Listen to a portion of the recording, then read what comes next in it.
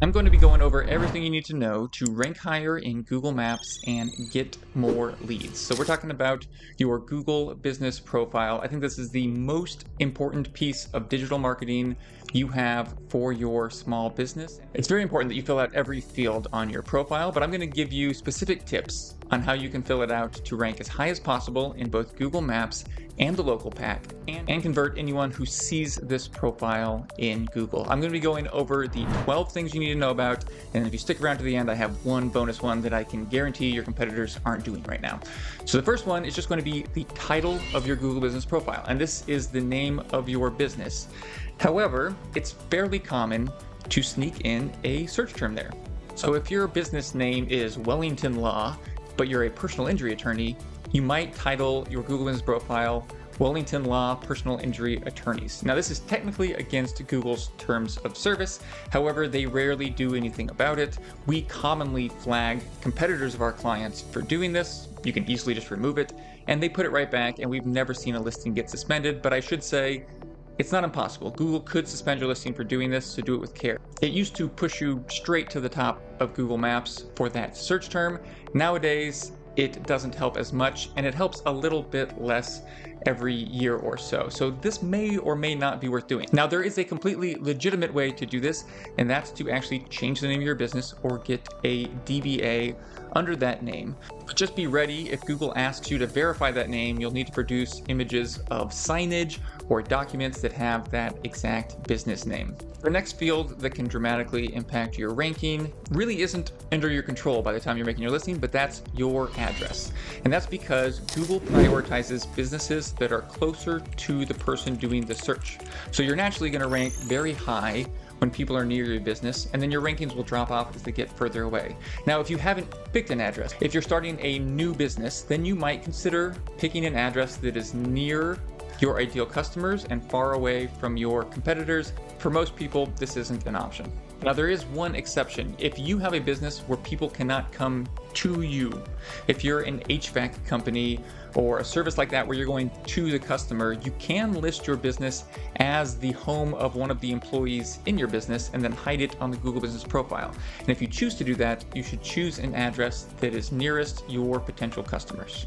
The next field you're going to want to pay attention to is the business category. You get one primary category and up to 9 secondary categories. So make sure you pick the primary category that is most relevant to your main service. Now, there's not always a primary category that fits. For example, we work with a lot of paint protection film shops, and as of today, there's no paint protection film category, so we have to choose something like window tinting or car detailing or car wraps that's closest to what service they're trying to promote.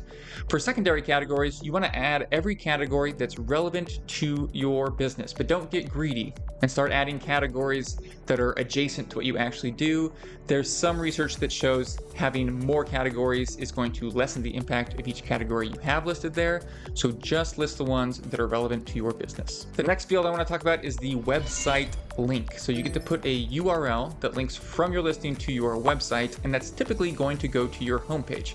However, if you have multiple locations, you can have multiple Google Business profiles, and each profile should link to a page on your website about that location. And that's because Google's going to look at this page to determine what your business is relevant for. And if that page is about that specific location, you will rank better for terms and for people who are searching from that location. It's also very important that whatever page you link to talks about the core services you offer, because again, Google's going to be looking at this page. If you offer window tint and paint protection film and ceramic coating, make sure you're talking about all of those things on this page, typically your homepage. I should also mention here that anything that helps your website rank is going to help your Google Business profile rank. So when you're adding high quality content to your website, when you're doing technical improvements, when you're getting mentions or links from other entities to your website, all of that will also help you rank in Google Maps and the local pack. The local pack, if you're not sure, are the 3 listings at the top of Google search that are pulled straight from Google Maps. That's where most people are going to see you on desktop. On mobile, they're mostly going to see you in the Google Maps results. The next field that you might want to consider are your hours of operation. Now, these are probably already set and you're just going to put in your actual hours. However, you should know that during the hours that you're listed as open on Google, you will rank higher. So there's some benefit to be opening longer. However, Google will occasionally send calls to businesses during those edge hours to see if they're actually open. And if they don't answer their phone during those times, then you could have your hours changed. So one workaround to this is that you could extend your business hours on Google past when you're actually open, but just make sure someone is still answering the phones. The downside, of course, is someone might show up to your business and be disgruntled that you're not actually open. So that's just something for you to weigh. The next factor to be aware of, and this is a big one, is reviews. Reviews are very important for not just ranking, but even more so for conversions. Now, reviews are hard to get, and there's no easy, safe way to buy them or get them without just asking happy customers or clients to leave you a review. And we find that if you ask 10 customers to leave you a review, you're lucky to get one. Even when they tell you, I promise, I'm gonna leave you a review. I'm gonna go home right now, I'm gonna leave you a review. They mean to, they have good intentions, they're just gonna forget. They're gonna get busy. It's very hard for every business to get reviews. But that also means it's hard for your competitors to get reviews. So don't get discouraged. The most important thing you can do is every time you have a happy customer or a client, have you or someone on your team ask them if they can leave a review. The next best thing you can do is have some kind of software. We use a tool by BrightLocal that sends a reminder. Because again, people want to leave this review, they forget. If you can send them a text message or an email later on, maybe a few emails, they're much more likely to leave that review. And the truth is, they want to leave you a positive review. If they're happy, if they really appreciated your product or your service, they want to leave a review. You're not bothering them by sending these reminders. If you're just setting up your Google Business Profile, getting to 10 reviews is a very important milestone. Something happens there, Google suddenly trusts your business. So the sooner you can get to 10 reviews, the better. After that, it's not going to impact ranking much.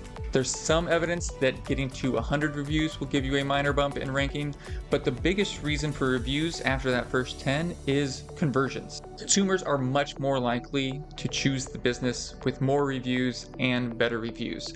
Don't worry about getting 5 stars though. There's some evidence that the perfect rating is actually a 4.7 merely because it's more believable. If someone has 900 reviews and a perfect 5-star rating, it's a little suspicious. Every business gets negative reviews. Instead of stressing about every negative review that comes in, just focus on getting more positive reviews. Some business owners are apprehensive about asking for reviews because they're worried they're going to get a negative review. But the truth is, the customers or clients who are going to give you a negative review are going to give you a negative review anyways.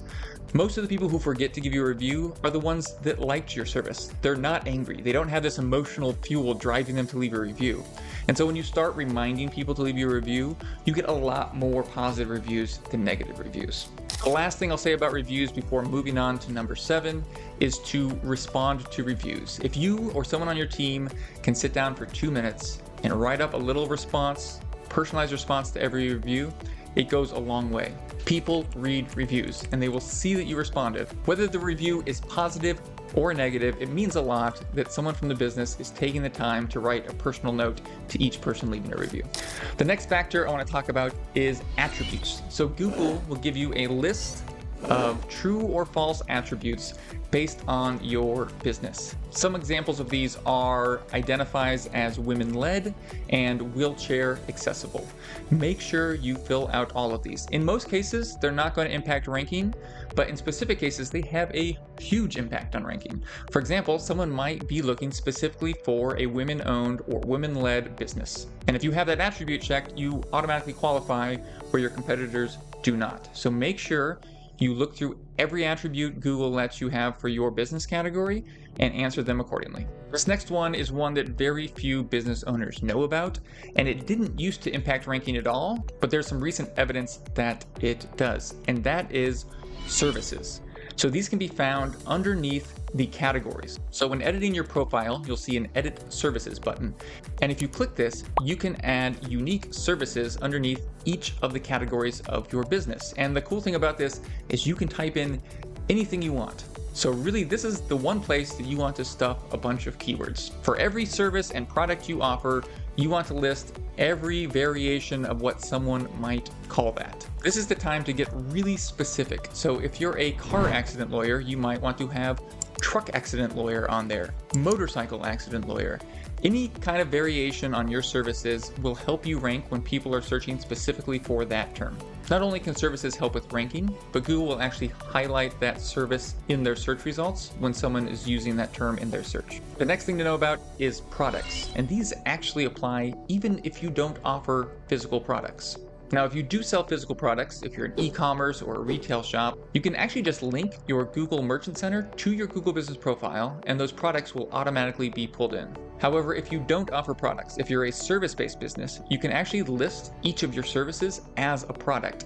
Now, this isn't going to help you rank, but it does give you more real estate on your Google Business Profile, where you can have a picture, the name of your service, and a description, and it just makes it more likely that people will convert. This next one isn't something that you have control over, but it's just good to know about, and that's popular times. If Google notices that your business is popular during certain times, you will rank better during those times. This next one only applies to restaurants, but that's menu items. If you have an item that's listed on your menu in your Google Business Profile, you will rank better for terms specific to that item. So make sure anything you're offering is listed there, and make sure to keep this updated. All right, and the last one before my bonus tip is images. Now, images might not help you rank, but they're very important for conversion. And there's two ways you can add images to your listing. You can add them yourself, or customers can leave them when they're leaving reviews. Google seems to prioritize those images left by customers, and they just feel more authentic and genuine anyways. So whenever possible, encourage customers to attach images when they leave reviews. When uploading images yourself, make sure you get a good image of the exterior and interior of your business, because Google looks for those and they will generate their own exterior shot if you don't provide one, and it's probably not going to look as nice as one you could provide yourself. All right, before I get to the bonus tip that none of your competitors are doing, I just have a few honorable mentions. Smaller items that don't make a big difference but are nice to know about.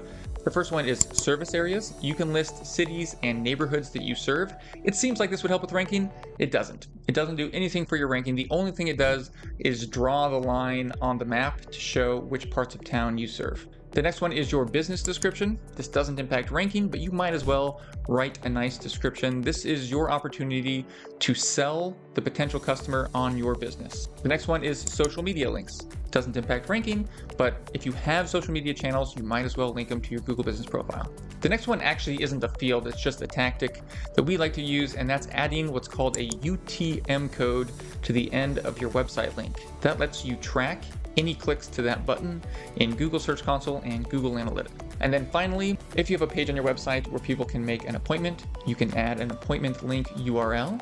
And for some businesses, if you're using software that allows people to book an appointment, you can integrate that software with Google Business Profile and get a button right on your profile that allows them to book. All right, if you've made it this far in the video, you get a gold star. And please, if you like this kind of content, don't forget to like and subscribe to the channel. I'll be creating a lot of videos specifically for small local businesses who are interested in improving their digital marketing. The final tip is video. It's very unlikely your competitors are doing this. People don't like to record videos, but it's easy to do, and you can just add it to your Google Business Profile, and if Google likes the video, they'll show it on autoplay right at the top of your profile. It's one of the best things you can do to grab attention from searchers, and it's a great opportunity to highlight the unique selling points of your business. Those are all my tips for optimizing your Google Business Profile. If you feel like I left something out or you have a question, please leave a comment below. I promise I will answer everyone. Thanks.